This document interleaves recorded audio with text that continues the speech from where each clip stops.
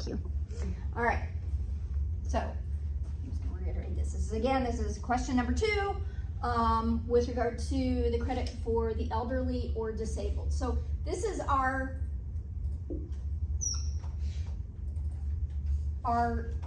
equation.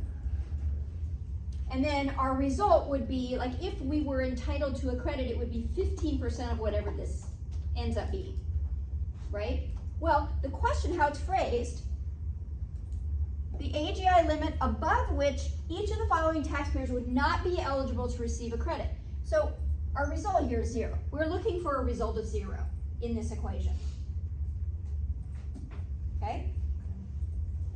So let's look at each individual one here. We've got a single taxpayer eligible for the credit receives $1,000 of non-taxable Social Security benefits. All right, so what's our base amount for single taxpayers? 5,000. And Social Security is 1,000. This is X to get to 0. What is X?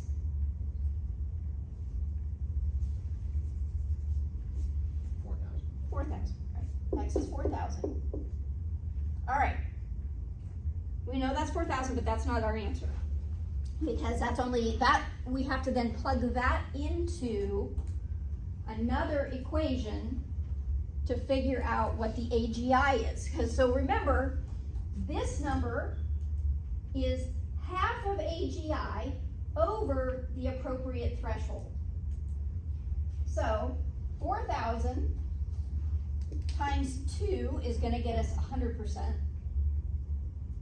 over AGI, plus whatever that appropriate threshold is for our filing status. So a single taxpayer, what is that threshold? Is it 7,500? 7,500. You just do the math. So 8,000 plus 7,500, 15,500.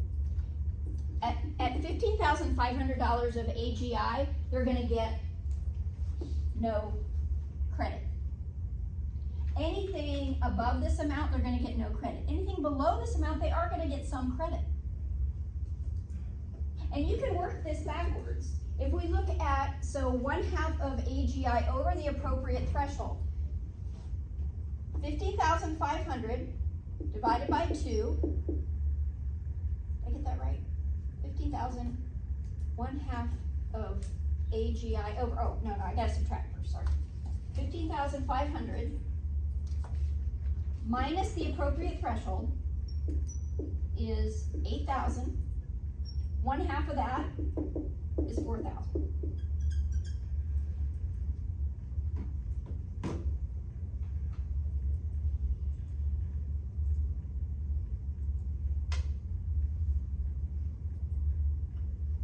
So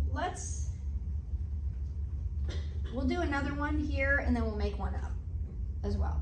So I don't give you all the answers.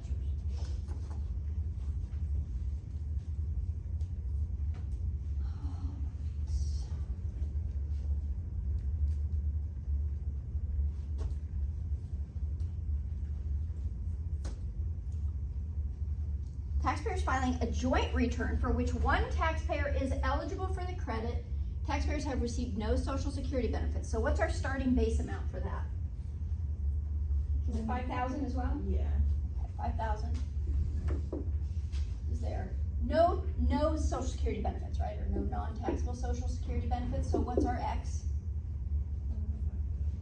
5,000 minus X equals 0. 5,000. Good job. All right. So that 5,000, again, 1/2 of AGI over the appropriate threshold. So this is going to be 1/2 of our AGI that's over the appropriate threshold. So if we multiply that times 2, and then add whatever that threshold is, what is it for married filing joint? Is it 10,000? Yeah. What's 10,000? And then just do the math, 20,000. So at $20,000, they get no credit. If If their AGI is under 20,000, they'll get some credit. If it's any amount over that, they're not gonna get any credit.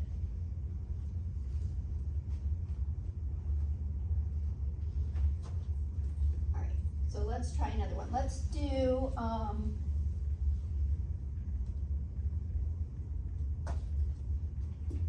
let's do a different base amount first off. Let's do married filing jointly. So married filing jointly, one of them is 65 and the other is 67. Non-taxable Social Security is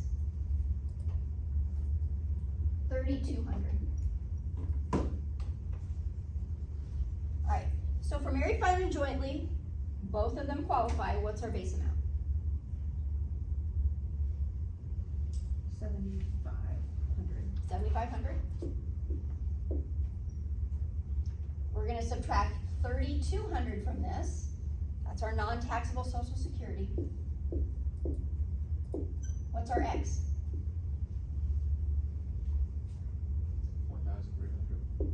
4,300. And we're gonna take that and multiply by 2. And add our threshold amount for married filing jointly, which is 10,000. So 18,600 would be the AGI. Again, we can work backwards. So if our AGI is 18,600, we would be subtracting our threshold amount. 8,600 divided by 2 is 4,300.